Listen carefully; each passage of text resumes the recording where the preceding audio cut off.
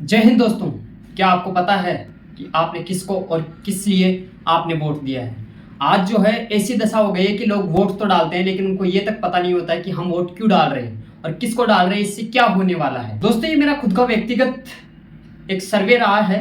आप ग्रामीण इलाकों में जाएंगे या कुछ ऐसे इलाकों में जाएंगे जहां यदि आप जाके बात करेंगे विशेषकर महिलाओं से, तो उन्हें ये तक पता नहीं होता है कि ये वोट क्यों हो रहे हैं और इसका उन्हें क्या फायदा होने वाला है और जो वोट वो दे रहे हैं उससे क्या बदलाव होगा। आप भी लोगों से बातचीत करके इसका परिणाम जान सकते हैं कि क्या ऐसी दशा वाकई में है। वो लोग अपना वोट तो डालते हैं लेकिन उनको ये तक पता नहीं होता कि क्या मतलब है इसका, और उन्हें कोई मतलब नहीं होता, सिर्फ उनको वोट देने के लिए कहा जाता है और वो सिर्फ वोट डाल के आते हैं। तो आप भली बात जानते हैं कि कितनी जनसंख्या भारत की ग्रामीण इलाकों में निवास करती है, और जब यदि उन ग्रामीण इलाकों के लोगों को ये तक पता नहीं होगा कि किसको वोट करना है और कब करना है, क्यों करना है, और फिर वो वोट करेंगे, तो दोस्तों जो बात होनी चाहिए, जो बात रहनी चाहिए, जो लोकतंत्र की जो मजबूती है उसमें जो उनका योगदान और उनका जो विश्वास होना चाहिए वो नहीं रहेगा, तो फिर वो बात नहीं रहेगी। दोस्तों, आपने भी कभी ना कभी कोई वोट तो डाला होगा या अब डालने जा रहे होंगे।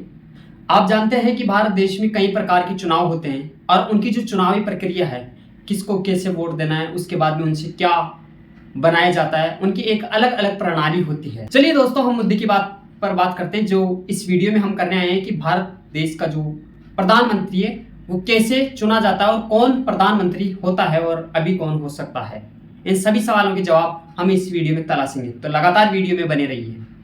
भारत में संसदीय व्यवस्था है, उसका जो एक मुखिया, एक हेड होता है राष्ट्रपति, और एक वास्तविक मुखिया होता है जिन्हें आप प्रधानमंत्री के नाम से जानते हैं, और वही उन पूरी शक्तियों का पालन करता है, उन पूरी शक्तियों का इस्तेमाल करता है। राष्ट्रपति तो सिर्फ नाम मात्र का होता है। दोस्तों, एक थोड़ी सी जानकारी आपको देना चाहूंगा कि आर्टिकल 74 के तहत एक मंत्रिमंडल चुनी जाती है, बनाई जाती है, और उस मंत्रिमंडल का जो हेड होता है वो प्रधानमंत्री होता है। और यदि हम आर्टिकल 75 की बात करेंगे तो उसमें पीएम, प्रधानमंत्री से रिलेटेड आपको जानकारी मिलती है।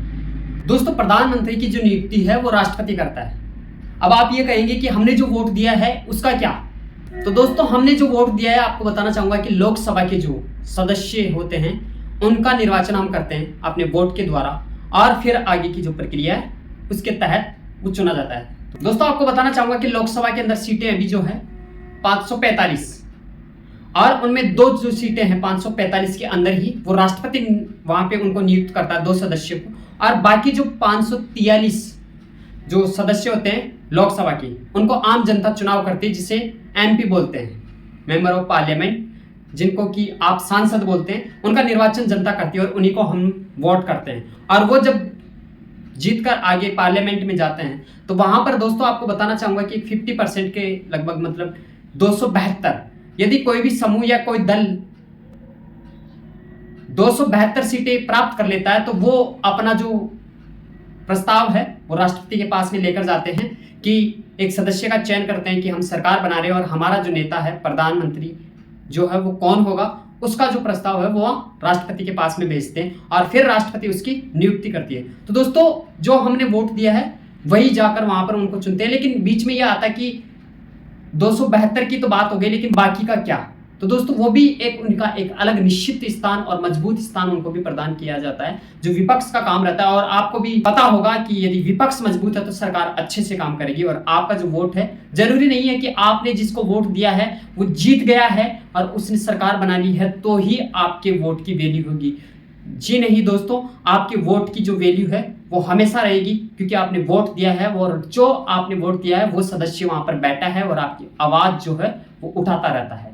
दोस्तों, ध्यान रखिए कि आपके द्वारा जो चुनाव आपने करवाया, आपने जो निर्वाचन किया किसी सदस्य का और वो जीत गया, लेकिन वो जीतने के बाद में भी कई बार आप देखते हैं कि वो बदल जाते हैं, ऐसा आपके सामने हो सकता है। तो आप क्या करेंगे? तो उसके लिए भी आप निश्चिंत रहिए, उसके लिए मैं अगला वीडियो जरूर बनाऊंगा जिसमें जो नेता दल बदली करते हैं उन पर एक विस्तार से एक वीडियो बनाएंगे, उसमें पूरी जानकारी आपको दी जाए। दोस्तों, थोड़ा सा ब्रीफ में मैंने आपको समझाने की पूरी कोशिश की है कि पीएम का चुनाव कैसे होता है, और यदि अभी जो चुनाव हो रहे हैं उनमें भी चुनाव प्रणाली के तहत उनका निर्वाचन किया जाएगा, और आगे आपको प्रधानमंत्री की नियुक्ति आपको एक और देखने को मिलेगी। तो दोस्तों, सबसे पहले आप ध्यान रखिए कि आपकी जो पहचान है वो आपका वोट है, और जो पहचान है उसे हमें मिटने नहीं देना है। क्योंकि यदि आपकी पहचान मिट गई तो दोस्तों आपका अस्तित्व खत्म हो जाता है। तो पहचान जरूरी है और वो है अपना वोट। तो उठो जागो और मतदान करो अपनी पहचान बचाने के लिए,